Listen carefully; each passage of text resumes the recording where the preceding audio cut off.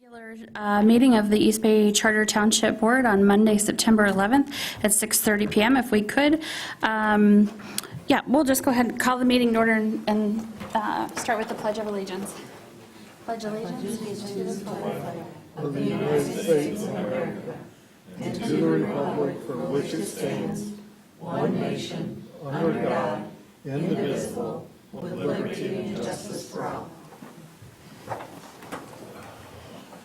So there was such a nice memorial today at administration for Metro, and for those of you who couldn't make it, and even those of us who were there, if we could just for a minute, maybe just take a minute to remember 9/11 and its impact on our country.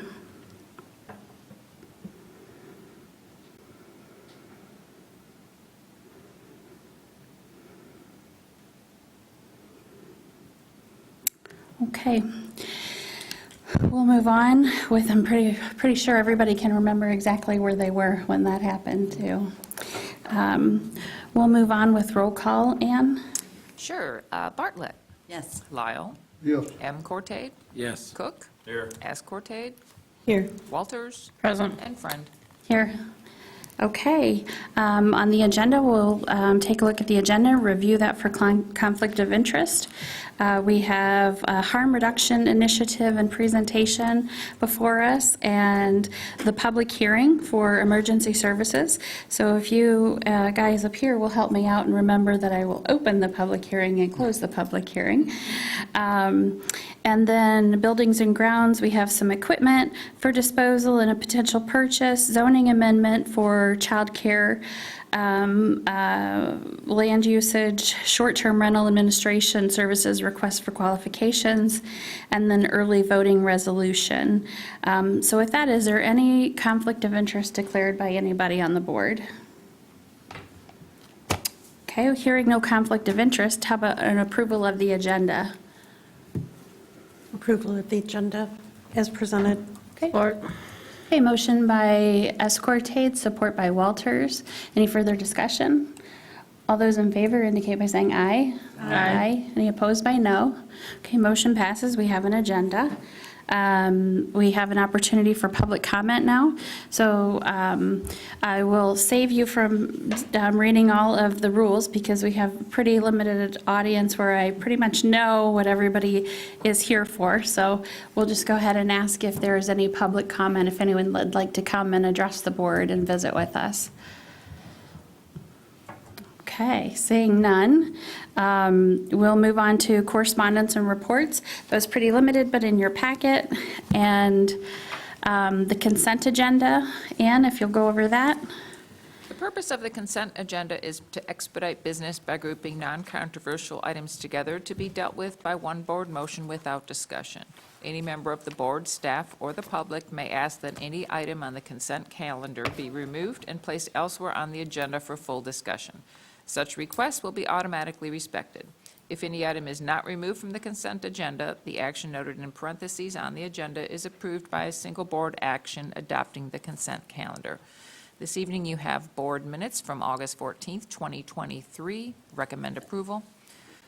From the general fund, checks numbers 18098 through 18152 were paid in the amount of $251,883.79. In the emergency fund, check numbers 5407 through 5427 were paid in the amount of $64,410.16. The receiving fund, check numbers 2909 through 2909 were paid in the amount of $45,264.30. Escrow fund, check numbers 1960 through 1963 paid in the amount of $39,263.80. And from the roads SAD fund, check number 114 was paid in the amount of $95.88. Two payrolls, the payroll dated July 30th through August 12th, check numbers 7556 through 7558, totaled $56,417.06. And the payroll from August 13th through August 26th, check number 7559 through 7562, totaled $55,564.12. Total payroll, $111,981.18, and total amount paid, $512,899.11. There are no proposed budget adjustments and no other items at this time. All right, thank you very much, Ann. Would anybody from the board like anything removed from the consent calendar? How about anybody from the public? Or staff? Okay, we'll bring that back to the board. Is there a motion for the consent agenda? Make a motion to approve the consent agenda as presented. Support. Okay, a motion by Bartlett, support by Walters. Any other discussion? Yeah, Question, that Yeah. it isn't a discussion, it's something I ran through on our financial reports here we got is escrow funds. And I noticed that there's quite a few of them, it's like about 21,600 that's behind. And I just wanted to make sure that we're doing something before Yeah. somebody goes. yeah. Yep, Oh, yeah. we actually have started, I think we started about 2 years ago. Was it about 2 years ago? Something like that. Actually invoicing them because, so we used to just get the invoices and as you know, they just were paid and then didn't go anyplace else. We started quarterly invoicing the developers with any activity. So on a quarterly basis, they should be brought up to that. So there may be some that have gone a little bit here or there depending on what's going on with the project. Is there a Some of way them we to send charge monthly. any interest if we're carrying it for 3 months? Rather than them using their money, we're carrying it. Is there a way to charge interest on that? And I don't That I'm aware of. need an answer, I'm just throwing the Yeah. question out. Yeah, sure, sure. Okay, Yeah. that's all. Any other, let's see, where were we on the consent calendar? Nobody wanted anything removed. Was there a motion for the Yeah, consent? Yeah. Okay, I motioned. very good, thank you. Renee Supported. Okay, perfect. Down to voting. Sounds good, thank you. And we'll do a roll call vote. Bartlett, Yes. Walters, Yes. M. Cortade, Yes. Cook, Yes. Lyle, Yes, S. Cortade, Yes. Friend. Yes. Okay, thank you very much. Let's see, we will move to the business before the Township Board. We have a harm reduction initiative in front of us. Sam LaSusa, who is working with us from the Sedum Fellowship Grant. Sam, if you want to step up and just chat for a second and then introduce the guest, that would be great. Hi, guys. So we are kind of working on a harm reduction campaign, adding another tool to the tool belt of our first aid kits that we already have on the premises and kind of an amenity to the township. And this is Lou from Harm Reduction MI, and she'll do a better job of explaining it than I will, because she's the expert. And this is a little bit of the front end of, we received the opioid funding, and so we were having that discussion internally, and then one thing led to another, and we were in touch with Lou. So Lou, welcome. Thank you. Thanks for having me. So, my name is Lou Gamalski, and I think I grew up in East Bay Township. I'm not sure. It's on Rennie Lake, so is that East Bay? Depending on the Could be. Depends side. where it's at, but yeah. Yeah, so I was on the side where hardly anybody lived at the time. I grew up out there. First ones to get on the bus, kind of people, you know, because it's a long way out there. But anyway, I'm here just to tell you a little bit about harm reduction as a strategy and harm reduction Michigan as an agency. So harm reduction is a set of strategies to help reduce the harms caused by those who use mood-altering substances, because we know there's a lot of harms caused by that, right? To the individual, to the family members, and to the communities. And at this point, in the United States, it's considered to be an epidemic. It's, in April, the administration issued a threat warning stating that fentanyl, combined with this other drug, xylazine, that we're hearing about in the news, that these are an emerging threat to the citizens of the United States. It's never been issued for anything to do with drugs before. It's usually only with terror threats and things like that. So this is kind of a big deal because people are dropping dead by the dozens. And so harm reduction, we work in the trenches with those with the opioid use disorders as well as other substance use disorders. So these are people who have not stopped using yet, many of them. People who are injecting drugs. A lot of people don't even want to think about that, or they have their opinions about that. And we know what those are, and we understand that completely. So we meet them right where they are, because you can't get somebody into recovery who's dead. And a death doesn't just impact that person, it impacts that whole family for generations and the whole community. So when people are using, they have substances, they're throwing stuff on the ground. Harm Reduction Michigan, we're out there picking that stuff up. Okay? And we're picking up lives and trying to keep people alive until they can seek treatment. So Sam contacted us, and thank you so much for even thinking of us. And so Harm Reduction Michigan, as an agency, as a nonprofit, community-based, we're always out begging for money. I mean, I hate to say that like that, but we don't get all kinds of federal funding or anything. We're always based on grants and donations and things like that. So we have a very skinny staff, and we do really big work. We have 8 locations in Michigan and about maybe 10 of us doing all of the work.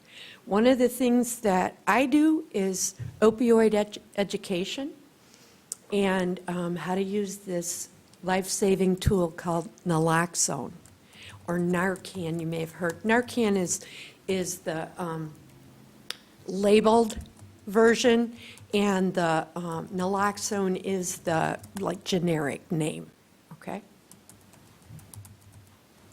So I brought a couple of kits in. You have a box outside that was just placed there last week, and we call them a naloxone distribution box. We don't use Narcan as the name just because it's a trademark name, so that's what we call them, NDBs. And we put like 48 of these kits in there, and this naloxone looks like this little kit, okay? And it's a nasal kit, and now this is one that is expired, so I'm going to pull it out of here. And anyone can overdose from anything they bring into their body from the outside. This only works with opioids. I wish it worked for alcohol. I wish it worked for Tylenol. I wish it worked for Listerine that little kids can get into and OD since it has 25% alcohol in it, but it only works for opioids. The doctors who taught me and our group said that you could get 700 doses of this in you and it wouldn't have any effect on your body unless you had an opioid in you. Now, my dad had cancer when he's been gone 25 years, but it was a really bad kind, and he was on opioids, some really strong narcotics. And as a mother of young kids, I never once thought about the fact that he had all those meds out in one of those cases because he had to take them throughout the day, and that all those powerful meds were not child-proof at all. You know, I think of that now and I think, my gosh, any kid could OD if they got into that. So the way this works is if somebody overdoses, you're going to lay them on their side, put your fingers on this, like this, and that's as far up the nose as you need to go, just to your fingers. And then you're going to push. That is it. Okay. So there's a lot more I'd like to say about it, but I'm hoping that you might be interested in having a training for the community in East Bay Township. And if you do, I can give you all the scoop. But I can tell you it's it's legal for anyone to have it and also to dispense it if in good conscience you believe that a person is overdosing. With the xylazine that's being added in, that's not an opioid. That's a horse tranquilizer. It's only used, it's not supposed to be put into human beings. It's only supposed to be used by vets. But somehow, somebody decided, oh, that'd be a good idea to extend the length of the high from an opioid by adding it in. So now we have deadly fentanyl, and we have this xylazine, and it's just a horror because it's a tranquilizer. This doesn't do any good against xylazine, but in 100% of the deaths in Michigan caused where xylazine was involved, fentanyl was also involved, and fentanyl is an opioid, so this could at least get a person breathing again. Then they need additional help, breathing support from an EMS. So we always tell people, you need to call 911 first and then administer. There are 2 doses in each box, little kit, we call it the kit. We think everyone should have one of these kits in their house. My girlfriend is a social worker, and she said, send me a direct message. Lou, I need more Narcan. I said, oh, okay, what's going on? She said, I was getting a pedicure. This is here in Traverse City. And I noticed the lady sitting next to me dropped her phone into the water with her feet. She's looking at it upside down, then she dropped it in the water. And she started to nod. And I said, oh my gosh, are you okay? Oh yeah, I'm just really, really tired. No, she was overdosing. So my friend called 911. So we think this is just another addition to your hydrogen peroxide and your Band-Aids and any other little first aid items you have at your house. We think everyone should have it, and we're really, really excited that East Bay Township has decided that this is important. I drive around to Antrim County because that's where I live now, and I go to all these naloxone distribution boxes. I shouldn't say me, 16 of those boxes in Antrim County. That's my hood. Those are my neighbors. That's their kids. I don't want them dying. So we have 16 just in Antrim County. And I can tell you, the kids flew out of there like you can't believe over the summer. I was putting out every 7 to 10 days, 150 kits. It's 300 doses. Who's taking this? Well, I hope they're surviving. One of the reasons so many kits are going is that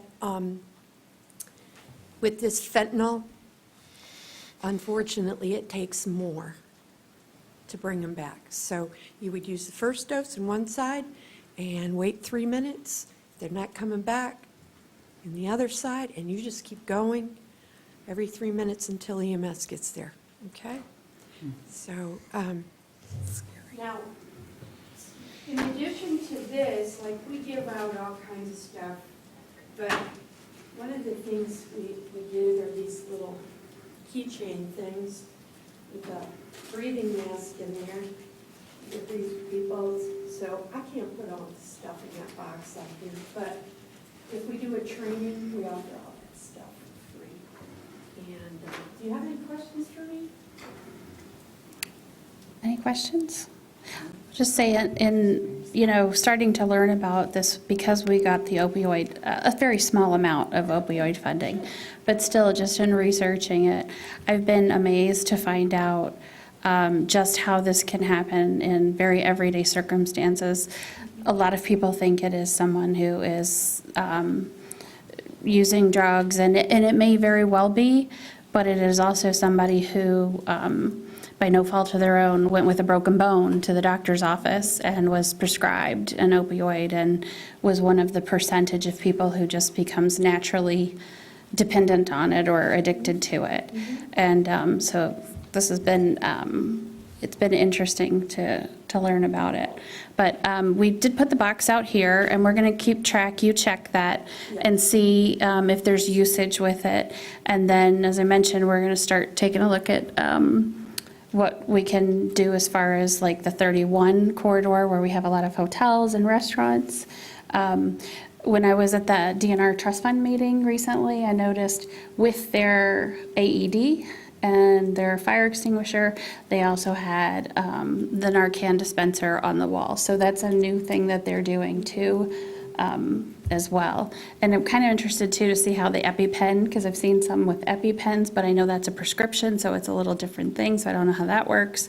But that's also an important thing too, because you don't know when someone can have an allergic reaction like that. So we will take a look at, as we're doing the Beach District information down on 31, or even just independently as a township learning experience open to people, something with the ambulance and, just immediate kind of first response to, not just a CPR course, but more like, okay, how do you feel comfortable with the AED? As Nick reminds me all the time, the AED is really simple to use, but it's a little intimidating. Yes, it's a little intimidating to us to think, like, are we going to be like nervous wreck and then trying to figure that out? But one, I will tell you, he says no, because when you call 911, they will walk you through it. But two, I think it would be helpful to have like an emergency information session like that kind of goes through some different things, like the EpiPen, that sort of thing. Yep. So thank you so much for being here. I just wanted to mention one more thing I kind of forgot. I brought this with me. I just printed it today and read it about 2 hours ago. But the White House issued this fentanyl, adulterated, or associated with xylazine response plan. So I said that they issued that emerging threat warning, and they've now developed the plan of attack to dissipate that threat. So it's really timely, and I just wanted you to know that what you're doing is super important. And they say it's like all hands on deck. This is a whole of society response that's required. So on this Patriots Day, I think it's very appropriate to thank you for what you're doing. Well, thank you for being here. And I'm excited to see what the county does, because their funds are pretty significant that they receive. So that'll be interesting. Well, thank you very much, Lou. Thank you, Sam. Appreciate it. Okay, we will move on to the public hearing for the emergency service millages you have in your packet. The legal notice and confirmation and the draft 2023 L4029, which has the millages on it. And so what we are looking at is, and we did have the budgets presented in August and went through them. 0.26 mils for our community police officers, 1 mil for East Bay Ambulance, and 2.75 mils for Metro Fire, which is a total of 4.01 mils. That is the same millage rate total that we've had last year. So with that, at 6:55, we'll open the public hearing and see if there's anyone who would like to make public comment.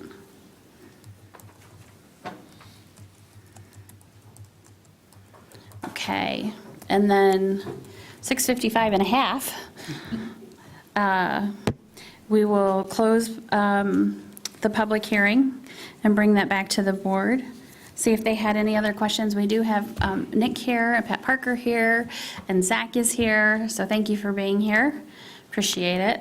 Does anyone have any questions for them or a motion regarding this?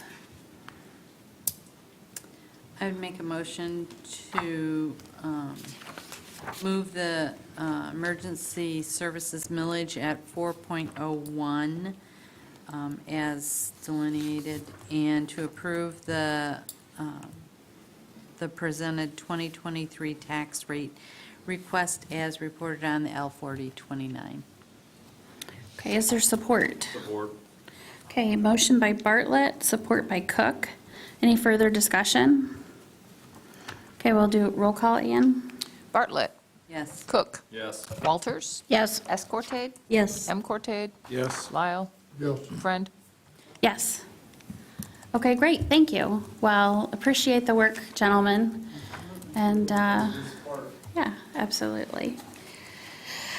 Okay, with that, we will move on to buildings and grounds, trailer disposal and purchase. We have Dan Boersma with us. Dan is our buildings and groundskeeper.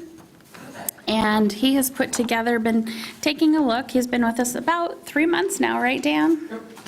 He's been taking a look around and noticed some things and using some items and kind of put this together. And it really ended up consisting of the 3 trailers that were in rough condition, and actually one was used and was not super safe on the road. I used the, does everybody have a picture of these? Yep. Yep. Trailer on the bottom, the third picture. I had to use that one. That one's the only one really qualified to haul the John Deere tractor around. I had to go to Jen's Park to do some beach work, which looks really nice now, if anybody's been down there. We got North Shore Does. grading it also, but we filled in the hole, and the whole thing looks like the beaches of the hotels next to them. Nice. I had Bob down, Bob went around with me to check on some stuff and help me learn what needs to be done for the fall cleanup and getting things winterized and stuff. He spent some time with me a day, and we were down at the beach. He's like, this is the best I've ever seen the beach.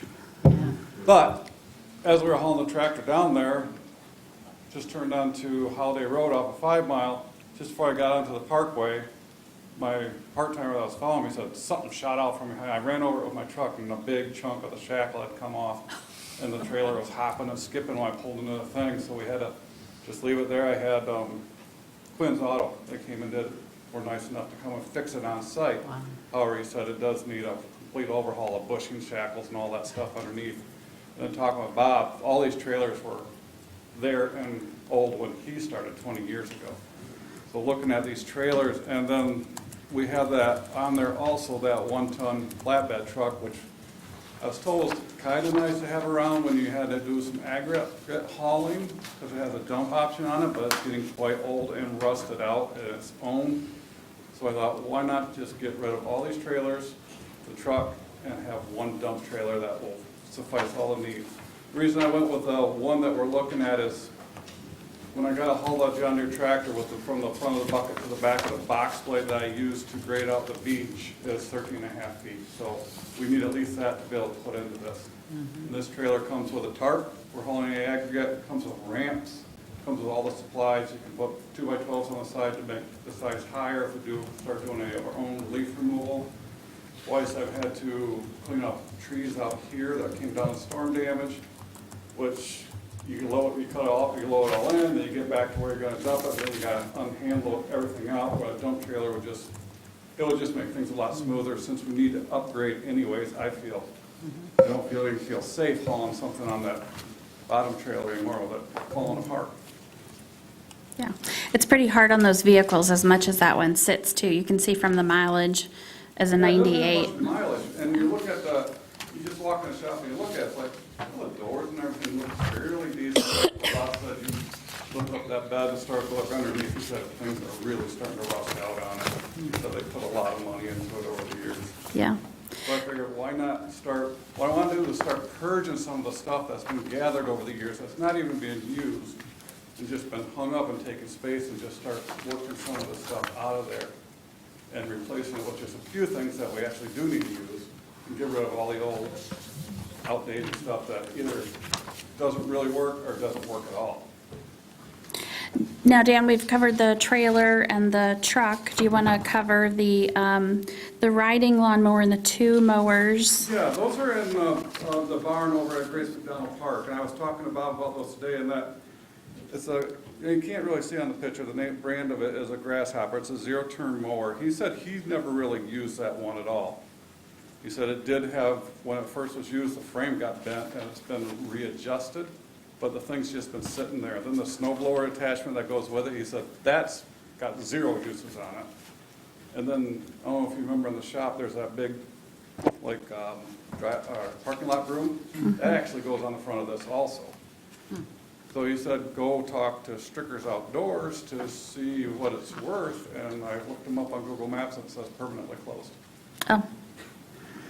Well, we can, So, I don't know, stuff like that to me, the two lawnmowers on the bottom, he said the one on the left, he'd never used in his time there, and the one on the right, they had bought from Henschel's, but he said it was always ran really bad, really rough, started leaking oil, and they're not using it anymore. Neither of them have been run in years. There is one really good push mower at my shop that's with a zero turn and the John Deere riding mower. Those are the three that we don't want to get rid of right now. Those are the ones we have for use if we need to use it. Well, these other ones are just sitting there, taking up space and going bad. Well, Sure. I can tell you this on the grasshopper, Okay? that if you were to replace it, it would be over $30,000. So we should be able to sell it for some something. decent I money. would not be thinking scrapping on it. No, no. The two push mowers, I'm thinking about scrapping. The top and the truck and all that and the trailers putting on public surplus for auction, which will probably end up getting more money than what we're spending on this trailer right now, I would assume, but I don't know. yeah. And then there's the two on the bottom of with the truck, the two items on the bottom of that page. Yeah, the one is a military water tank that Bob said was purchased when they were doing the ice rink idea where the pickleball courts are, but it never worked out to use it, and it's just been sitting on that hillside for ages. And then the other one is the old compactor thing. Why do we still have that? It was here when I came. I know, we still have that. It held, Sold one. it holds the That's chip, been, it held the what, chipper. 19 That's been 19 years. It was never used. It held the chipper. It's not an easy thing for storage to get things in and out. Yeah. Because the way the door swings low, you have to have ramps to get stuff up in there. You can't like gravel up to it. You got the big hole in the front that Bob had patched with a piece of OSB, but that's rotted and fallen out. And then I went and looked at it, and this trailer scares me because, I don't know if you guys know, Beth mentioned the EpiPens at parks. I had to go for a ride in the big blue box a couple weeks ago because of my allergy to yellow jackets. Seems to be getting worse. But I'm like, that thing scares me. It looks like something that bees would love. And I opened that door, sure enough, there's a nest of them right there. This today, it's just like, I'm not going in that. Yeah. Question. Yeah. Just a thought when I'm sitting here looking at this. Is that water tank, will that fit in the back of that stake rack, that flatbed? You would fit in there, yeah. Maybe that's the way to sell them. Package deal. You load it up and you take it or leave it. Yeah, you like it. That, Just a thought. I took a ride out to Bob Meeks last week to get some estimates on doing some rust fixing on the pickup truck. And so on the way back, I stopped by Padnos, and they'll definitely take it, and we can probably get it. It's $170 a gross ton. I don't know how much that thing weighs. I imagine quite a bit. But getting it out of there might be a trick and some money. so in all of these items, we're obviously going to try to, get rid of them in the most way that's beneficial for the township. But it's going to be a little bit of deciphering and investigating as we go through it. But we wanted to make sure that, obviously, declare them first and make sure we're on the right path with the board. Yeah, my proposal for the two bigger trailers is we can sell those. The smaller trailer is not even roadworthy anymore. And I asked Bob if the board declares it, do you just want to take it? Because he's familiar with it, and you can use it to haul firewood on your property or something like that, but it shouldn't even go on the road. So he's willing to take that one away.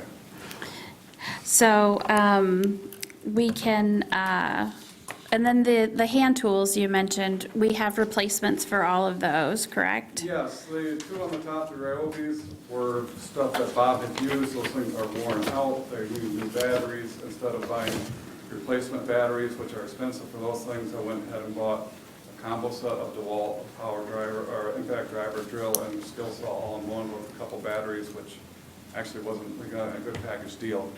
So my needs for those, and the other ones on there, Bob said those are sitting on the shelf when I got here. Well, they're outdated.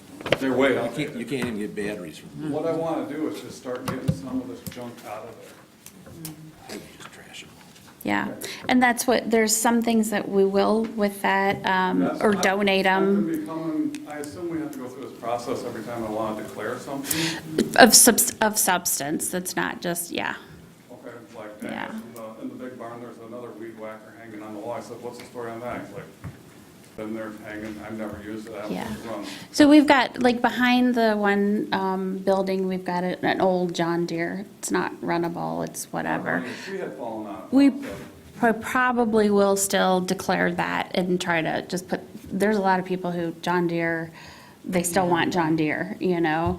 They'll tinker with it or whatever, but, yeah. But I think Dan's right on this as far as like, you know, getting rid of the trailers and the dump truck.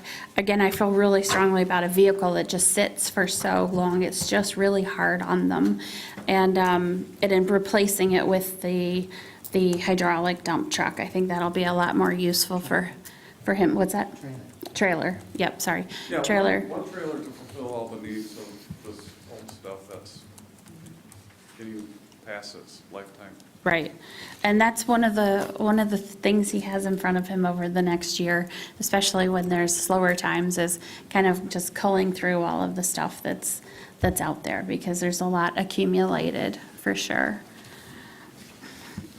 Just out of curiosity, what's the vintage on the truck? 98.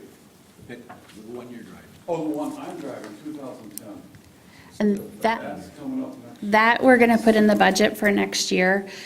Dan mentioned he had it out to Bob Mapes. We're just doing enough to keep it so it's good and sellable, and enough to keep it so we can get some money out of it, but we're not putting a ton into it. And then replace it probably next spring. I told Dan today, I said, I have confidence in your plowing skills, but we might do the new truck after your first year of plowing. I totally agree with that. So, well, with that, we would be looking for a motion to authorize, and then I think you touched upon too, you went to a couple trailer places and looked at the quality and the features that they had and felt, And the reason this one's priced out more than like the other one that's on there, and he told me about another trailer place I didn't even know about, so I only got 2 bids. It's got a telescoping lift instead of the scissors lift, which can lift a lot more. But that's the only one they had in 14 foot. The next one was a 12 foot, and that's just not adequate to haul those tractors with their equipment on it. And that tractor worked great for doing that at the beach. I think we can keep that up looking a lot nicer. Yeah. Being able to haul that down on a regular Yeah. basis. But also I need to haul the tractor over to the John Deere dealer, because Bob said it's a couple years since it's been serviced. I want to keep that in a good working order. yeah, yep. The other thing too is, and this will be remember the project that we had for Gents Park where we were replacing the walkway? Well, and we couldn't then because the water rose up, so the Parks Commission voted to reignite that project, and so Wade Trim is looking at doing the Eagle permitting and stuff with that. They're gonna start to, because the Eagle permit ran out for that one. So that'll be nice, because you'll be able to take equipment down there without being on those boards, so. So I have one question. Sure. Comment and question. I know firsthand the fragility, how fragile that one trailer was that you had the experience with. Bob was transporting election equipment down to the admin building and had to leave it on the side of the road because it kind of collapsed down there. So I'm happy to see that we're getting something more sturdy and more stable. You mentioned that it has a tarp, a way to cover it. Is that something that's going to allow, I'm looking at just the regular supplies and things that we have to haul for election precincts. Is it going to be able to seal it up tight enough so that it's enclosed, or how's that going to be? This is an aggregate tarp, so it's rolled up Okay. in front of it, and to be legal, keep debris or stones from flying out. You have to Gotcha, tarp so that over you can be roadworthy it. with, Yes, yep. okay, all right, appreciate that. Want a new post trailer for the election I've used our personal one in the past, but that's not always available. So it is something that we need to consider. I have a 16-foot you can use. You're welcome to. We just keep it in storage, so. I got a 12-footer I want to sell. Oh, hey, there you go. There we go. There Sounds you like we go. might have some solutions. Good to know. Thank you. Okay, so with that, we were looking to move to authorize the purchase of the 14-foot telescopic dump trailer as itemized on the quote, and declare the following, and it says with a 5% allowance for any needed accessory features. I don't think that there are any, but I put that on there just because I couldn't get a hold, didn't catch up when I was writing that, so I just put that on there in case. And to declare the following items as surplus and dispose of according to the township's disposal policy. The 3 utility trailers, the 1998 dually 1-ton dump truck, 2 push mowers, riding lawnmower with attachments, water tank compactor, and the miscellaneous hand tools. I'll make that motion. Okay, Support. there's a motion by Cook and support by Bartlett. Any further discussion? Well, just one other question, I was just thinking, looking at it. I'm glad to see it's big enough to haul the tractor, that was my concern. Does it have appropriate ramps to Yes. get it in, Yep, come with the yep, deal? The ramp slide up underneath. And it's got the appropriate, what the other trailer's gonna have is appropriate chain points to legally haul equipment on. This one has a D-rings for, it's made to haul equipment. Good. My question would be, like I said, first trailer, I say trash, second 2 trailers, I'd like to sell.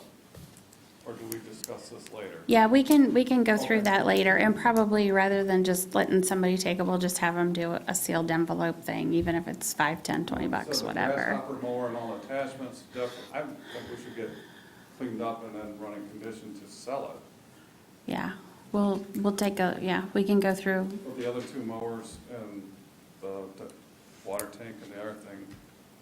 scrap if them. there's no value, then we will, like I said, donate them, get rid of them, scrap them, whatever, but anything we could think we could get a decent value for, or even an isolated price for, we'll put up for, so. Oh, are you gonna sell these on that surplus? We may, yes, especially the truck. I think the truck would do well on there. I think the trailer will probably talk with Pad Nose because there's a lot of, like he said, holes in it. So that would be tough. And hauling and so forth, and we'll see if they have it. Trailer, I'm sorry, the compactor. compactor. So we'll see how that goes. I guess I personally like to see it put on government, and then if it doesn't sell or you don't get anything for it, then take it out to pass no. But I think there's people out there that'll pay a lot more than junk fee for it. Okay. I really do. I mean, we sold some stuff, pickups and stuff through Metro going through the auction site, and made a lot more than they ever thought they'd get for them. Yeah, it makes that's a great Yeah, idea. we can- Happy we can try that. I just. There's no trying to clean the sides on it. place Yeah. Okay. All right. Motion by Cook, support Motion by by Cook Bartlett. and support by Bartlett. All in favor indicate by saying aye. Aye. Any opposed by no? Okay. Thank you so much for gathering all that information and pictures and all of that. Appreciate it. You wanna call that place back tomorrow? And I then sure will. hold it till tomorrow. Yep, I sure will. All right. Sure will. Thanks. All right, take Thanks, care. Ann. Thanks. Okay, with that, we will move on to the zoning amendment 2-23 for childcare. We have Claire Carner here, and we have Dan Leonard here, the chair of the Planning Commission. So thank you both for being here. Okay, good evening. So this zoning text amendment was worked on by the Planning Commission, I think probably 4 months or so. And it was first precipitated by someone, an applicant that was interested in opening up a child care center, a preschool in the industrial park. So she came to the Planning Commission with this interest. the Planning Commission, through the master plan process, we had identified a action priority in the master plan to review the zoning ordinance, to remove barriers, to allow for daycare and childcare centers throughout the township. So kind of precipitated by this interest in the industrial park, but also a desire to look more globally at childcare and daycare opportunities throughout the township. There's a recent report by Networks Northwest that found that there was a reduction of 30% in the last 7 years of daycare and childcare centers throughout the region, with growth in that population of kids needing that type of care in that same period. So the first step, kind of staff, Planning and Zoning Department developed some recommendations for specific districts throughout the township. So specifically allowing the group childcare, daycare throughout the entire, like in all residential homes throughout the entire township through special land use permit. So that's the type of home, a group daycare home that could allow up from 7 to 12 children. And so the recommendation is to allow that through special land use permit, as well as allowing childcare center in more commercial districts throughout the township, as well as in the industrial district. So there was significant discussion at the Planning Commission level, hence we've got Mindy and Dan both here to kind of share some of the discussion and highlights. But there was significant discussion as to the appropriate methods for protecting sensitive populations, especially in the industrial district, given potential activities and in proximity. So we received some funding from Venture North, who's also looking to fund, support efforts to remove barriers for childcare. They provided some funding for the township to engage environmental attorneys at Olson Bizdoc to help us look at what are best practices throughout the state, even the country, related to citing a daycare center in an industrial district. So they looked through, reviewed other communities. They found that most municipalities really don't have any additional requirements or standards for childcare centers, even in some communities where those uses are permitted by right. So they kind of developed a framework that utilizes current state statutory standards for this township to rely on. So they began by recommending like a phase 1 environmental assessment that could be followed by a phase 2. But they found that it was limited in its usefulness, and there could be a lack of accurate historical information about the property, and it doesn't consider all potential types of hazardous substances on the property. So they decided to rely on the standards that are outlined in the Michigan Natural Resources and Environmental Protection Act. They included some proposed language that you'll see in that draft text amendment, prohibiting a child care center in any location that's identified as a facility under state law, and you'll see there's some additional detail of what that would be. And then in addition to outright prohibition on child care centers at facility locations, they provided some language that would allow the township to require the applicant to undertake environmental due diligence to determine whether any hazardous substance is present on the property in concentrations above residential cleanup criteria. So again, as opposed to going through every possible, standard environmental contaminant, the onus is on the applicant to hire an expert that can provide the evidence to the township. So that's the draft language that's presented to you tonight. Went through public hearing on August 1st. The Planning Commission voted 4-3 to recommend it to the Township Board, so it was a split vote. And so we've got Dan Leonard here as well as Mindy, both representing the Planning Commission. I'm sure they're happy to answer any questions. That was kind of the bulk of the material that I had to present, so I'm happy to answer any questions, and I can also defer to Dan and Mindy. And Dan, if you want to. Claire, can I ask you real quickly to just maybe go over what was heard at the public hearing? Nothing. Oh, was it crickets? There wasn't any public hearing? Right, so the meeting before the public hearing, I think the applicant's attorney spoke in support, but at the public hearing, I don't think there was anybody that came. Okay, okay. Thank you. One other thing is the applicant pulled their application, not because of this, but for some other reason that Right. location did not work out. Yep, so that regardless of this decision, that specific site that precipitated this conversation is not moving forward. I think timing was a huge issue with the applicant, if I remember correctly, as I think they thought that this process. It wasn't us. No, I understand it wasn't. It We was were- the state. And I remember us moving very quickly. Yeah, I think they perceived it would even be a quicker process, which was probably an incorrect perception. And then, yeah, no. Appreciate all the work that staff has gone through. Appreciate also not Northern Nexus. Venture North? Venture North, sorry, get the two of them mixed up all the time, the names. I appreciate them participating with legal funds for the environmental attorneys. Dan, did you want to say anything regarding it? Or you as well? Just briefly. Okay. Evening, everybody. Yeah, I think it was a good conversation amongst all the planning commissions, as it usually is. And honestly, I think it kind of came down to just a couple different trains of thought. And I'm going to have Mindy chime in on hers, and I'll give you mine as well. Anymore, it seems like when throughout travels in northern Michigan, I see a lot of these industrial parks having complementary daycare providers be a part of or located within that industrial park to help facilitate talent attraction, to try and offer a different service that other industry doesn't have.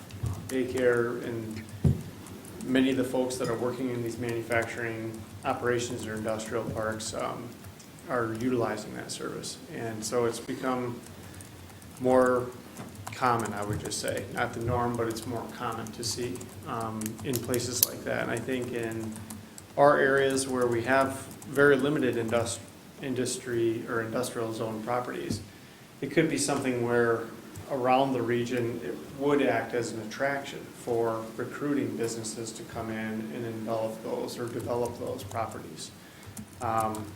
That's one train of thought. The other train of thought was tied to the potential for a future business to come in, have a daycare be located there, and then may have some type of restriction based on, not impacting an existing use, aka children who are more susceptible to everything, and trying to not over-restrict or unintentionally restrict future uses in the industrial park by having a child care facility be in there, ancillary or what have you.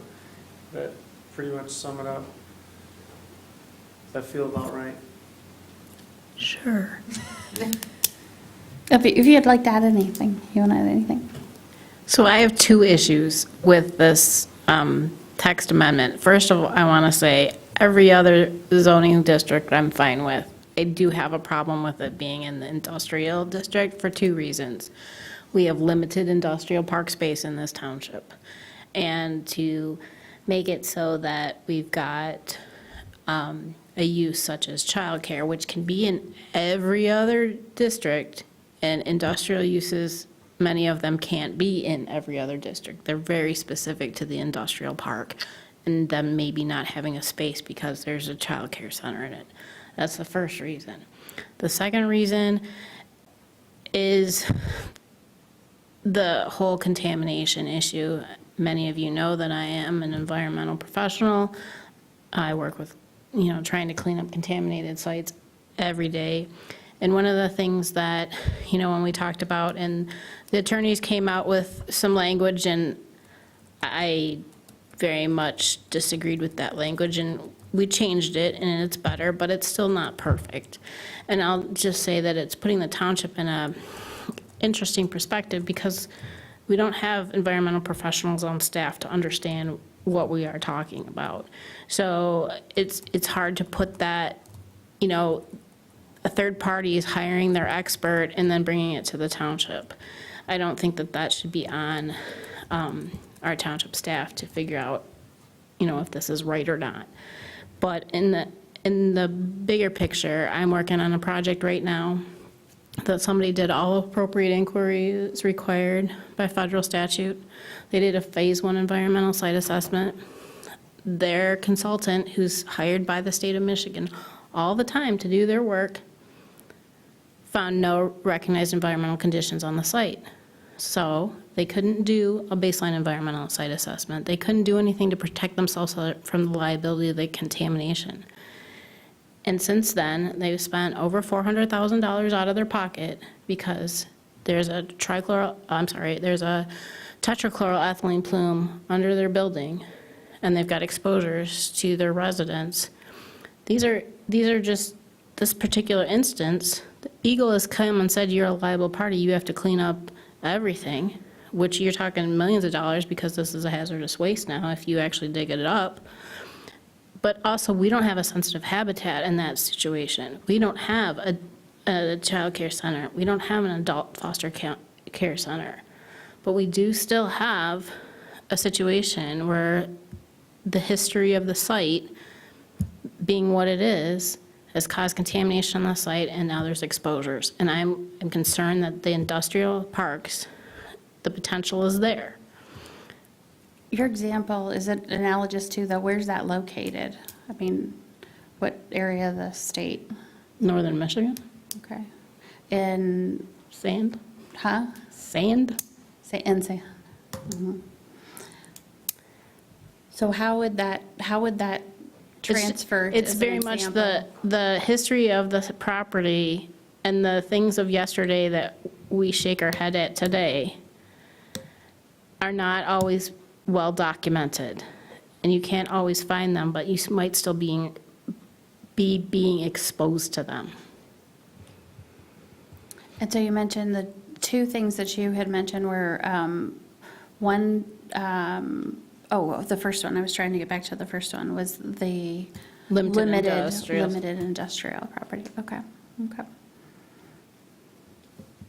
All right. Happy to answer any other questions you may Yeah. have, but yeah, I think that pretty much sums it up. Okay, thank you. Questions? Yeah, I've got one related to Mindy's comment. Does East Bay Township have any industrial properties or developments that have been developed and operated prior to, you know, some of the EPA standards that we have now, where that documentation is required? Or is the example you're using, you know, we don't know what happened potentially at these sites 75, 100 years ago? It's not that this industrial park has been developed, like the Peninsula Business Park, I believe, was 91. That's about right. And the Meadowland? Meadowlands is like 2003. Yeah, they're really recent. Are very recent. It's the history prior to that that is the unknowns, right? And if you just think locally in East Bay Township and you think about the PFAS plume that went from the Coast Guard station underneath the, I'm sorry, I'm not call it the Coast Guard station. I'll call it the airport property because I don't know who the liable party is. It went under the residential homes in that neighborhood. It's the stuff that we didn't know was there that could be harming people, and then we've got a sensitive habitat, or not sensitive habitat, sensitive population.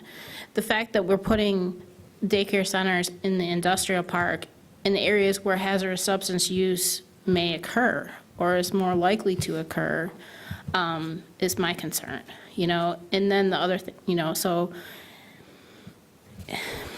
we find it today, or are we not testing for it? And then there's the whole discussion about emerging contamination, things that we don't even know that today that are, you know, are affecting our kids. Sensitive populations are different than everybody in this room, right? We can handle more than a 3-4-year-old can. Claire, oh, is that, Matt, can I ask a question or? Yeah, yeah. Okay, Claire, there's a mention of, environmental engineer or an environmental firm providing information on behalf of an applicant and the staff's ability to review that. The process through the ordinance, would we have the ability to hire, how would we approach that? Yeah, that would be approached, the same way that we would approach like a traffic study or other types of outside expertise coming in with a study. So we would have we'd have either, an engineering firm if they had the expertise, or be able to contract with an outside expert to review those results through like an escrow fund. Okay. So, Glenn, did you have a question? Yeah, and probably for Mindy. I tried to look up in the zoning and I got kind of lost, so. In the minutes, the commission discussed the language in the proposed ordinance. All agreed they should take out item K under whatever, 216? 616. Okay. I couldn't find K in Yeah. our new zoning. yep, so I apologize. I put a note amended based on the August 1st Planning Commission input, and I just went ahead and took it out, but it was an inaccurate reference to a use that was not in the district. So it was a typo that I think Mindy noticed. Well, So it's really not relevant, but besides to say that, sorry, that was confusing. But the language as presented is what was recommended by the Planning Commission.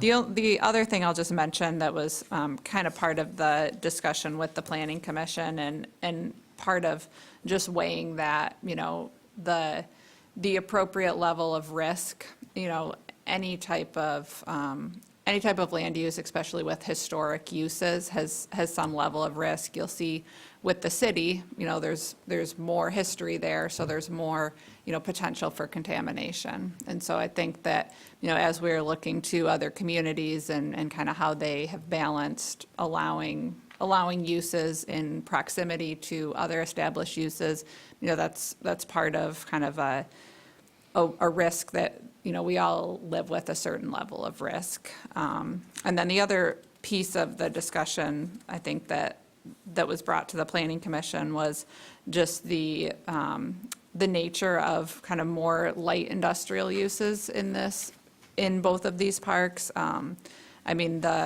We went through all the existing uses, kind of an inventory.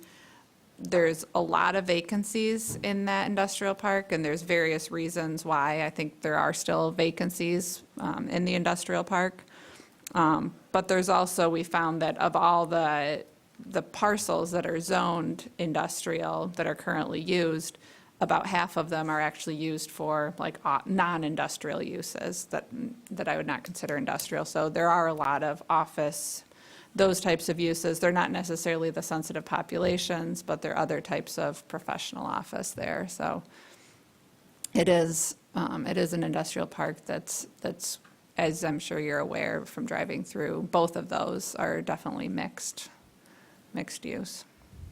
Other questions? Well, I was just going to comment that I was going to bring it up about the limited number of industrial parks we have in East Bay Township. And I know it always was, we wanted to bring businesses in. And we start using them for other things. There's no place else to put industrial parks that I could imagine. The other thing is that putting children in an environment where the potential of chemicals or anything else that you would have in an industrial park, I don't think that, we really want to go down that road. I really don't. And, Mindy mentioned PFAS, but there was also, there's plume that came from where TBA is, this goes all the way to the bay, that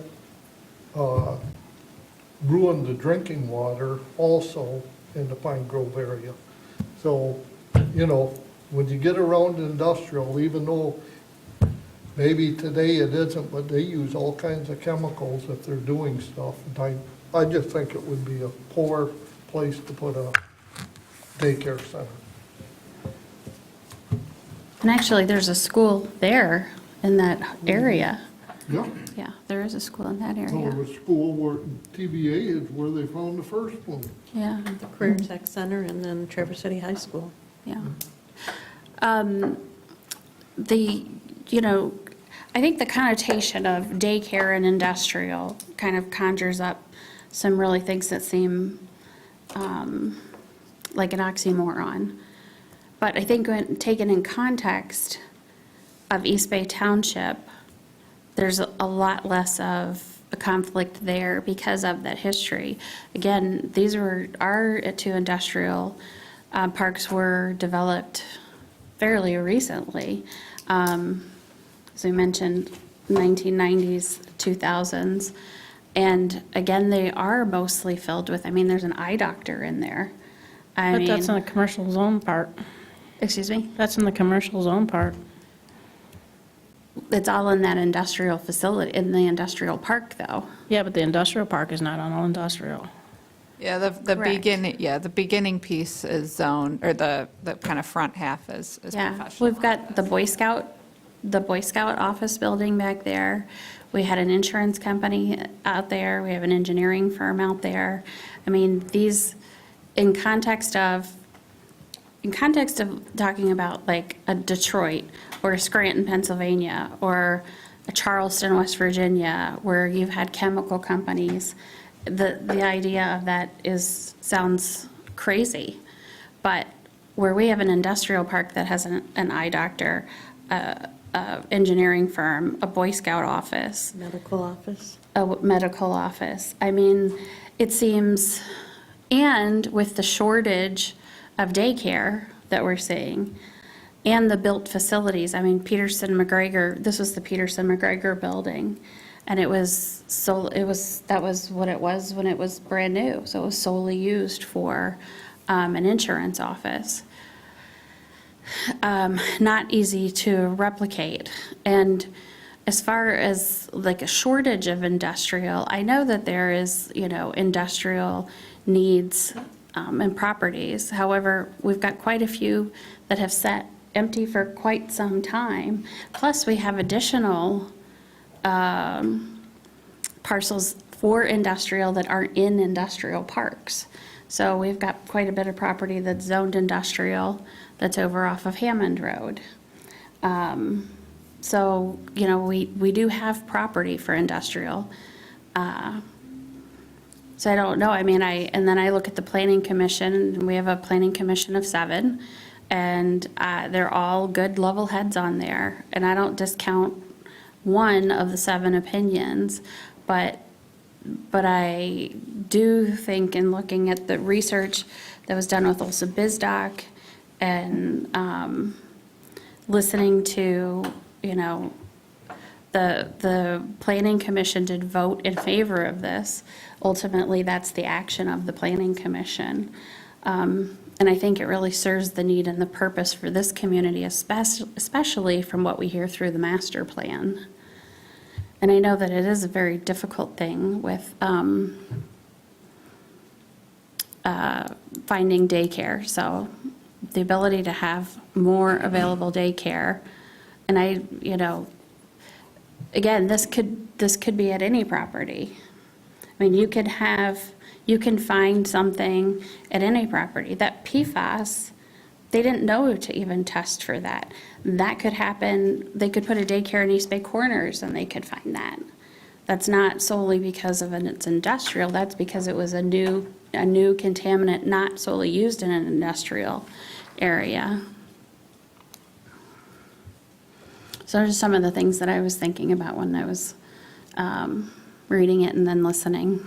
Yeah, I would say that I'm supportive of, one of the comments that Dan made about the fact that, if we're talking strictly from a development standpoint, this is definitely an amenity, and not having available childcare for employees of these facilities is quite a drawback, because it's not just an East Bay Township issue, it's a regional issue. I know firsthand, you know, what I spend, and we're blessed and fortunate to have a place to send our 3 kids to childcare, but what we spend and what we had to go through to get them into childcare, and the waiting list at these places, and nobody can find anything. I mean, you think about it, a business is considering moving here or establishing, you know, an industrial warehousing facility, whatever it may be, in this area, and due to the fact that they can't, you know, accommodate employees, good employees, because there's a lack of daycare facilities, and, you know, they're gonna look elsewhere. You know, and as far as the concerns with, you know, the environmental piece and the kids, obviously, you know, having the young kids, certainly a concern, but yeah, I mean, legacy contamination issues could be anywhere and everywhere. They could be, you know, potentially under my house, which was, for all I know, an old farm, but could have been an old dump site, I don't know. But I'm comfortable with the fact that, you know, I've seen some of these assessments, these environmental assessments, and, you know, if the idea is that, you know, that due diligence is gonna have to be completed, and then the township is gonna take on the burden of hiring a third party to review some of those results, I think that's a pretty thorough assessment. And again, this is, I mean, it's a relatively small township with very limited industrial space, from the standpoint that this is not gonna be coming before a planning commission every couple of months. This is gonna be like a once or twice, maybe ever, right? It's gonna be a very special situation. They're not gonna pile up multiple daycares in, you know, the industrial park, I wouldn't imagine, but, yes, that's my comments. Okay. Other comments, questions, motion? Well, yeah, I'd like to, mine's move off the environmental part. Why was it that the rural residential and the ag were left out of the daycare center conversation? So, that's a good question. The main reason was just because we are kind of, you know, looking to concentrate the more commercial uses within the urban growth boundary and have more low intensity outside. So we did change it to allow special land use, so we could have daycare centers with up to 12 children in those districts. Well, my only, But, you got Cortate School, and just to the south of it, you're in rural residential, so it would be an ideal place for a daycare center, not just a 12 child. yep. So, and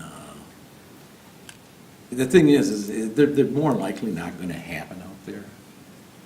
But the person that has that piece of property on Garfield Road, Garfield and 3 Mile, I mean, all those people coming from Kingsley and everywhere from the south, it might be an ideal place. It's out in the country, it's away from town. If we're talking about a daycare center, there's not much, hopefully not much impact on the environment by doing it that way. So that's why I would like to see those 2 districts added, but. And I think we've heard, did you hear it all? I know we've heard in other instances, in the more rural areas, they don't want businesses there. Well, there's a lot of concern about the septic systems.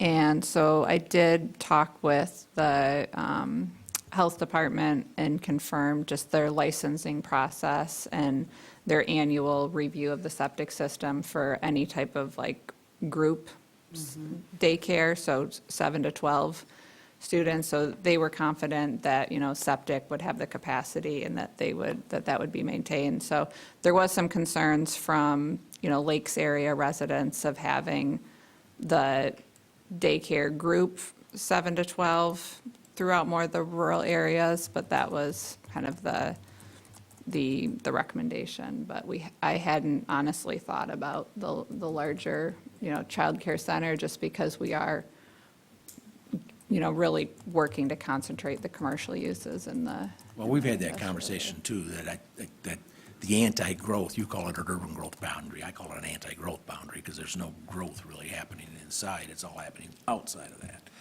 And it needs to be adjusted. And those that live in outside of that, sometimes, or I should say, the rural residential is inside the urban growth boundary, but yet it's really restricted on what can be done compared to the rest of it. And anyway, that's another story. But I would like, again, I really think that it's not that big a deal to have a daycare center out in the middle. So would you recommend special land use? That's fine. In Any way rural you wanna do it residential? To recommend it, do it, but at least they would have the option to. Was that rural residential or also a different district Rural too? residential and And ag, ag. Okay. because both of them are, ag's, the ag's just like industrial, it's kind of a misnomer. There's not going to be much ag in a few years. And I understand the lake's concern, so they can be their Yeah. own thing. I mean, that does kind of mirror what we're looking at with some kind of globally in the zoning ordinance rewrite, allowing, some limited places of public assembly in like ag and rural residential, but not in Lakes area, Boardman River, those districts. So that's something to consider.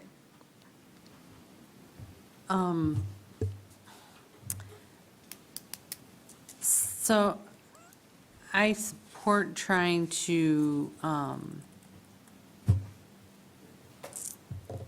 help figure out the childcare issue. When you talk about bringing in industries into our industrial parks, the two things that we've heard in the past is housing for their staff, for their workers, and along with that is the childcare that comes with it. And, just personally, I'm involved, my church is involved in childcare as a ministry, and looking for buildings, we have looked at the industrial park, and we've looked at the rural residential areas. So I think they tend to lend to meeting needs of those areas, like it's been discussed. I think with the environmental phase one needing to be done, that's an added step than what they would need to do in a more residential area or an already built retail. I think, I look at Hastings and Woodmere. Those are also areas that have availability of existing buildings. But I think that will help. I don't know if phase one may be a deterrent to somebody trying to establish a daycare because of the cost of it. There's no money to be made in daycare. So, I think that protects us. At least it gives us the ability to find out if there is something there that is detectable. It could be anywhere. I mean, I lived in the Pine Grove subdivision for 20, I don't know, maybe 30 years.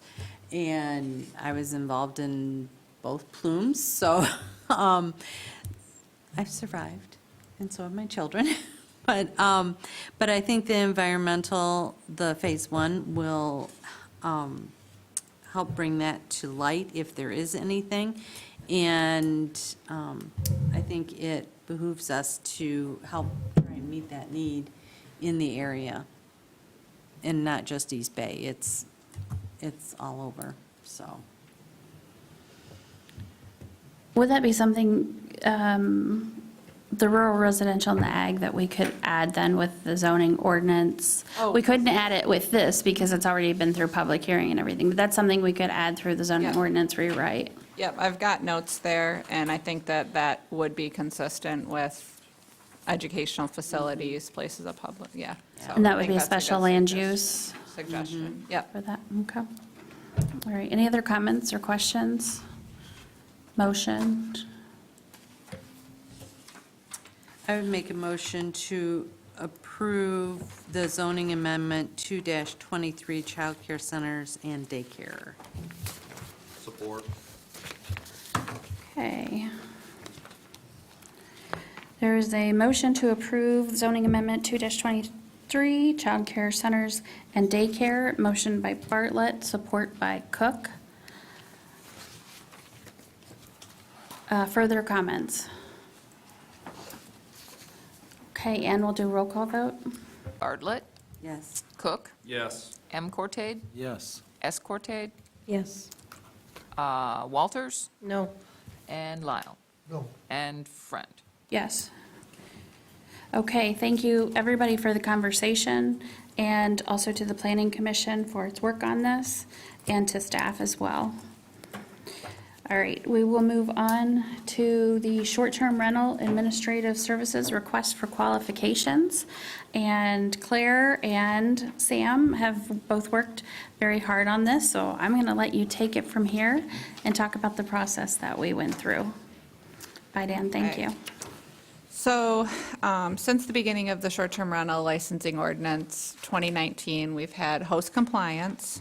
They are now Granicus, but same company we've been working with since 2019 to be the third-party contractor to manage, our license renewals, the ongoing monitoring of short-term rentals.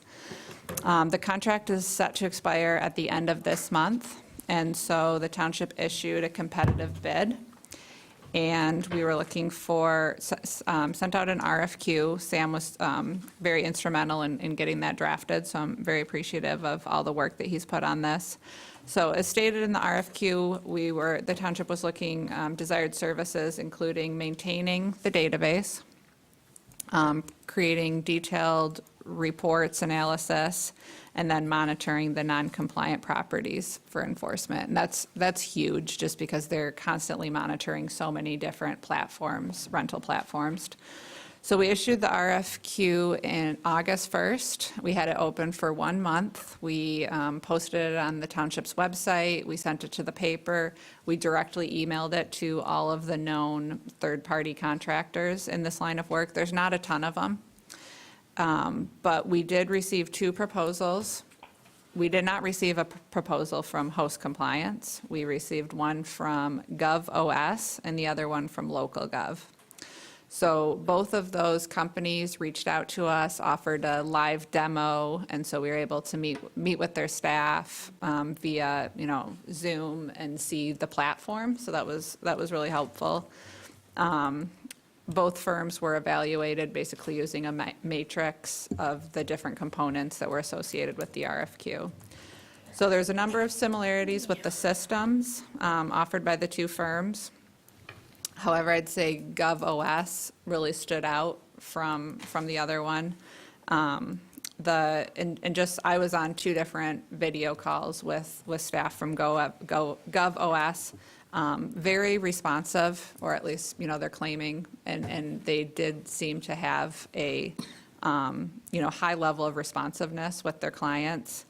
They very dedicated to technical support, so the township will have 1 dedicated person to provide technical support. That's not something that we've had with Host Compliance. We've had a lot of challenges with just getting our tickets, getting the response, and actually, it's been a barrier to even the ordinances that are adopted, acting on those. So I do think that they've got constantly researching security and making sure that they're maintaining a platform, because they've got a lot of, sensitive information. They're continually investing in emerging technologies. They're putting, resources into research and development, which I think is important because this is a constantly changing and evolving area. And then they have humans that verify everything that comes through, like the artificial intelligence. So that's really helpful to have somebody that's on the other side that's collecting all of this. Like when certain properties get flagged, they will actually go on to they'll make sure that all the licenses are compliant. So one example is they'll actually go to Airbnb and to VRBO and make sure that the license holder is listing their license number in those platforms. So they actually go in and take a human eye to make sure that all of those. They also provide user training, which I think is going to be really helpful, and just to, because it's a very complicated platform. Sam will be starting out in the next, several months while he's with us, but then that would, turn over to a township staff person, and so just having that dedicated training, and then also the dedicated support person, so. The onboarding period for GovOS is 16 weeks, and that was similar with local Gov, 3 months. So we would recommend extending host compliance for another 4 months, get us through this first round of renewals that start November 1st, and then start with GovOS the beginning of the year, because everybody's going to be creating a new login, new user account, and then hopefully we'll have some continuity. The other item I'll just mention is the cost. So you'll see in the proposal, GovOS is a little bit more expensive. They're $23,811 for that first year, and then they're planning to increase by 10% each year. Whereas local Gov quoted us for $20,500 for the first year, and then the next year it drops down to the $13,700.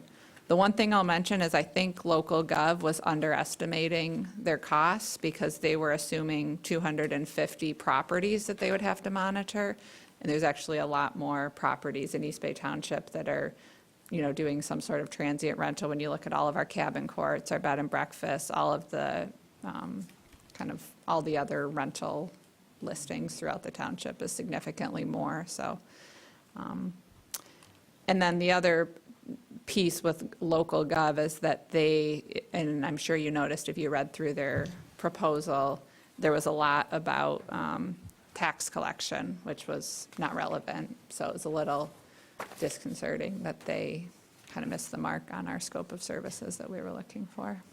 It sounds like they were great in the demo. I wasn't part of that demo, so I think both companies have the capabilities, but just the fact that they didn't respond appropriately. Two things I'll mention real quickly. Oh, first, sorry. The Granicus invoice for this year's just over 21,000, so 21,580 is what we're looking at. And in host compliance, Granicus slight defense, which Sam and Claire will probably knock me over the back of the head for saying in their defense, because they have been very challenging to deal with, particularly the past 6 months to a year has been even worse. Before that, it was doable, but Granicus did take over host compliance, and sometimes when that happens, things go well, and sometimes they go very badly. And I think for host compliance, things went very badly because we didn't have that degree of problems with them when we started with them. They were much more receptive, and you could get people on the phone. I'm even having trouble getting anybody to even talk about the invoice, so. Sue? So I guess my question was, since it has been a challenge to have correspondence with them, do we even know if they will extend the contract 4 months? Yeah, that's what we're still in the midst of trying to find out. But that would be, that, I would anticipate yes, because we have the invoice. So what I would want to do is probably maybe, and Claire, I should have mentioned this to you, is maybe just adjust that to maybe 6 months just in case, so I can have an even 2 quarters to talk about them with. Tried to give 1 bonus month with just 5 months. Yeah. So we will see. We'll keep trying to work with them and do what we can. Well, we don't have high expectations anymore anyways. Right, so. right. I mean, we'll deal with whatever hand we get dealt. We have options. I mean, The part that we would be truly missing, if there were any gap, would be the monitoring of who's out there. That is the biggest piece. I mean, their invoices are broken up a whole bunch of different ways, but to be honest, that is the biggest piece of what they do. But we would be able to handle it either way. Well, I know that our planning and zoning department and our fellow and yourself will be tasked with working with these companies, so I don't want to second guess which firm you feel will work best for our community and be good partners with you guys. My biggest concern was that gap. If we didn't have what we have right now, how soon can the one you've chosen, jump in? And if it's still 4 months, is staff capable of handling what you've had to do all along now? The one thing that was reassuring in talking with GovOS was they've helped a lot of communities move from host compliance over to their platform. Long Lake Township is one example. So they are very, host compliance will give us all that, will provide that information because that's our information. They can easily get it into their system, and so we're not losing all the information. So I do think kind of the worst case, yeah, we can process them all at the township and take the payments and just kind of get ready to launch early 2024. We did speak with a few different communities too, that just with their experience with local gov, or GovOS. So. Correct me if I'm wrong, and I think, if I recall correctly, and I listened to both of their demos, and I do believe it was both companies, they give us better tools than what we have with host compliance on the span. Remember the span of how long they rented, and it became, is that enforceable? And how do we know that? They have better tools in determining that too than what we're getting with host compliance. By the span, you mean the nights? Mm-hmm. Okay. Claire, do you know, and I apologize, I probably skimmed their proposals, but like host compliance uses Stripe to collect the payments. Oh, yeah. Do you? They did specify what they collect. And it sounded like it was pretty straightforward, just getting them set up as a vendor through the township. Okay, because that just So- means it's another platform that we have to learn to communicate with. Stripe was our- fun. I know it wasn't, so that's. That's a nice way to put it. Specific data as well, because their background is based in coding, so that was one of the reasons that their flexibility within their system Right. is so strong. I think, I can't remember which one, but one was able to code in your existing way that you Oh, process okay. payments. And so that might be, Okay. I am That's pretty fine. sure that was the last meeting that we had, which was this company. Mhm. Okay. Yep. I can look at it later. We'll work with whatever, but just curious. Speaking of cost, what, did you say host compliance this past year was 21,000? The invoice for the upcoming year is like 21,580, Okay, gotcha. I think, yeah. Yep. And we do have the funds available for this through the short-term rental fund. So, other questions or comments or motion? Would, talking about the short-term rental fund, funded by license fees, right, primarily? If we were to move forward with this platform and it works out well and it's going to go up, they've already called for 10% annually, would those license fees have to be looked at annually? So we always look at the license fees annually, and you weren't here then, but back when we first started, I think we had taken a look at what we thought the cost would be, and we were looking at about 500 there. That wasn't really palatable or acceptable at the time, and so we set it at, does anyone remember, 350? 50. Yeah, and it's 400 now. I still don't think that that quite covers, because we haven't always billed out like the time that staff spends on this. We haven't interdepartmentally charged that. So if you look at our account there, yes, we have the funds, and you'd say, well, of course you more than have the funds, but it's because we haven't charged a lot of this back.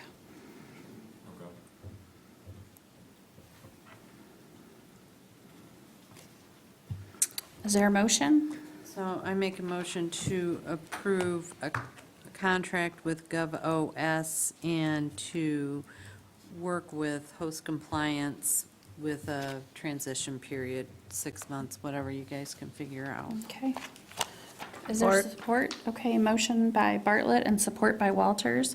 Further discussion? All those in favor indicate by saying aye. Aye. Opposed? No. Okay. Record will show that M. Corte votes no.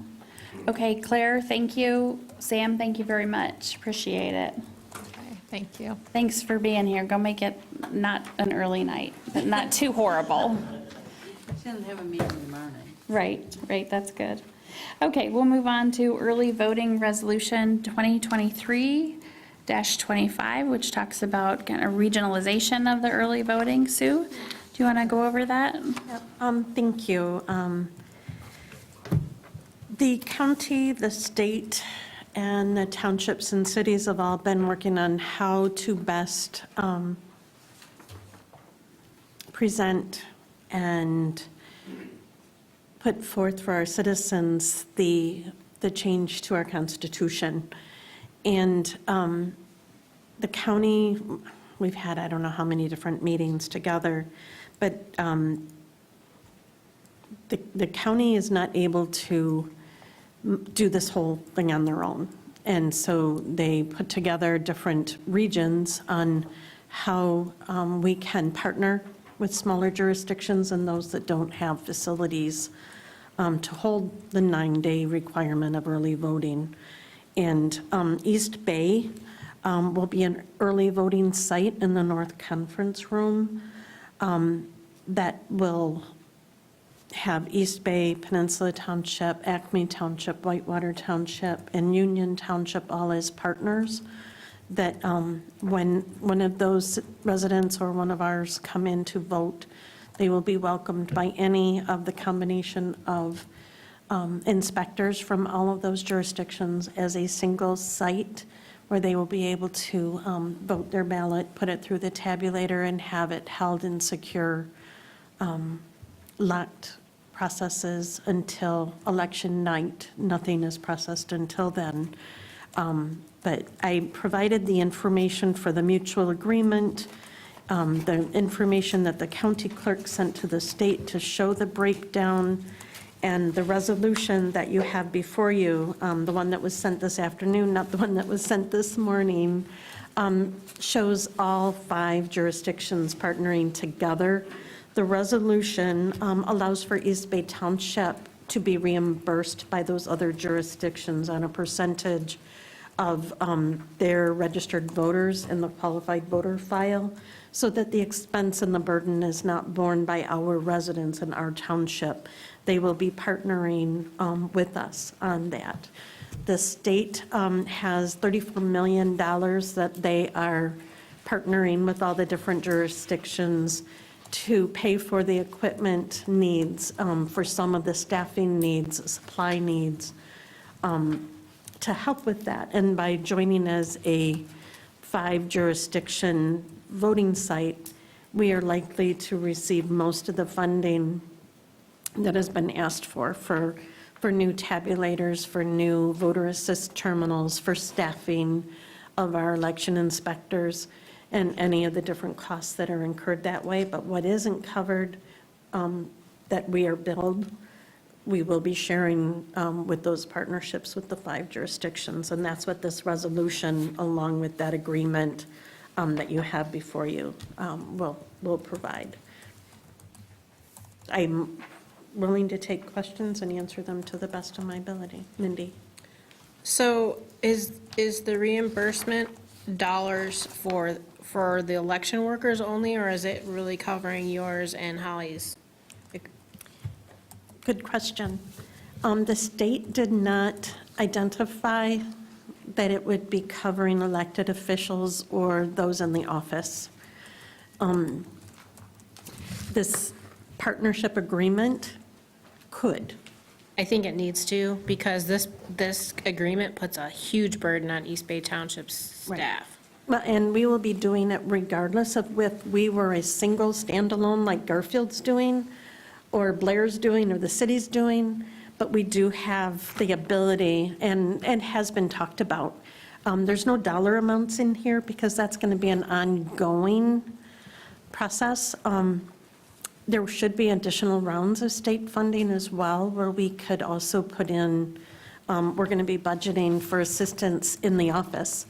We could put that in there and request funding to cover that at the state level. But whatever wouldn't be, because of this additional expense, could be part of that, prorated by how many voting residents are within each of those jurisdictions.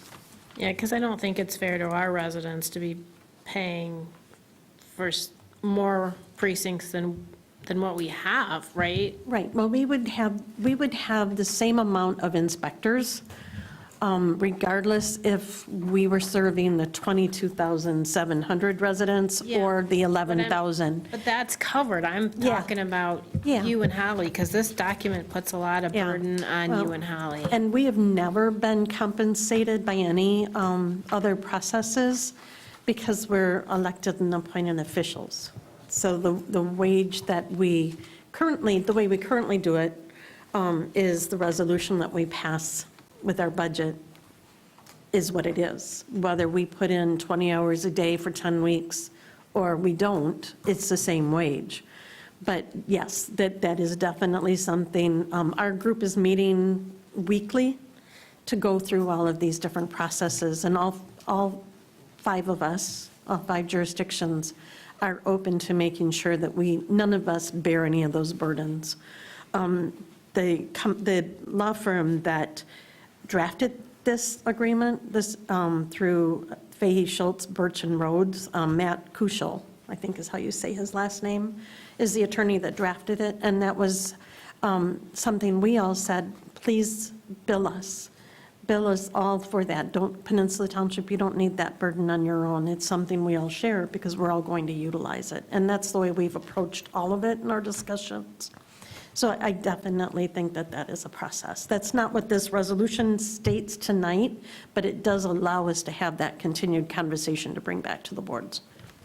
Okay, on page 51 of our packet, or page 3 of the agreement, under QVC, QVF controller, on the second line, after the parentheses that have QVF, you have administrator instead of controller. Thank you. And don't we need to have a backup for her on that one as well? It has not stated so. And this is, This looks to be a kind of generic document. So- it was presented first by the state and then looked at with a finer tooth comb by the attorney, but that was missed. So, and we will, I'm also can be a backup. What we have said is that we have a chart where a different township is going to be standing in our office with us as the administrator so that we can get our other work done or have a day off. So like on the first day that we have to be open, if February 27th holds true, it would be February 17. And East Bay will be here and Acme Township will be here. One of their, either the clerk, the deputy clerk, or their election specialist will be here. And so that would be someone that is also QVF certified, eligible, so they can jump in on that QVF machine, they can troubleshoot if they need to.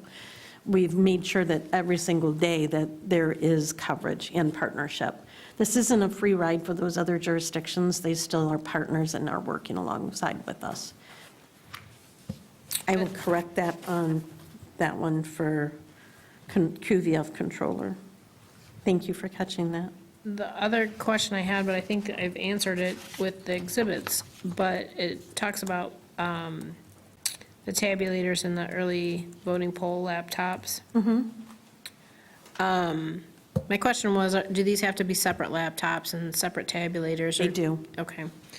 I thought so based on the other information. And then the other comment or question I had, and I don't even know where that paperwork is, but the grant application that went into the state from the county, it said it didn't have any printers on it. And as you might recall, we need some printers. Right, and the printers that they were discussing are for ballot-on-demand systems, which we are not going to be eligible for right now.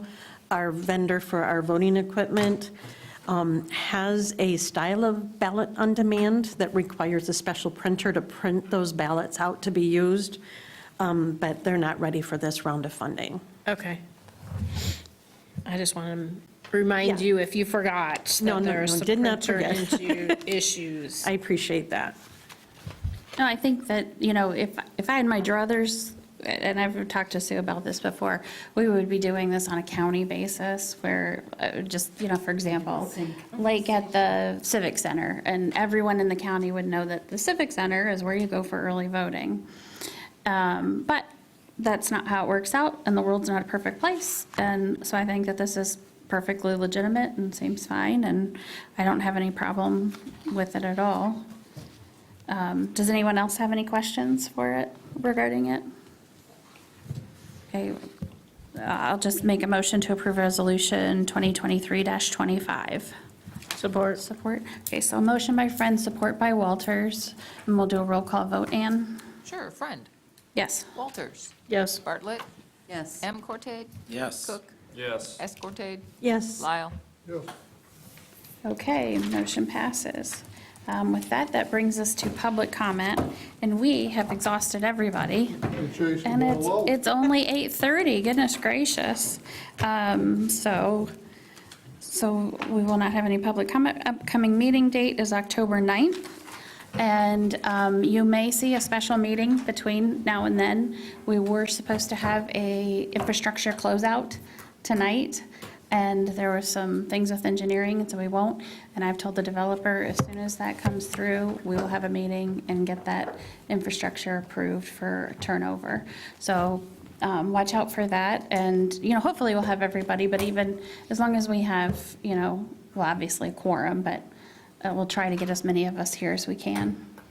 And also, we need to start scheduling budget meetings. Yeah, I think Workshop meetings. we'll have that in October at the original meeting, and then kind of schedule from there, go from there. Yep. Okay, if there's nothing else, then we stand adjourned. Have a good night, everybody. Yep. Drive careful. Stay dry.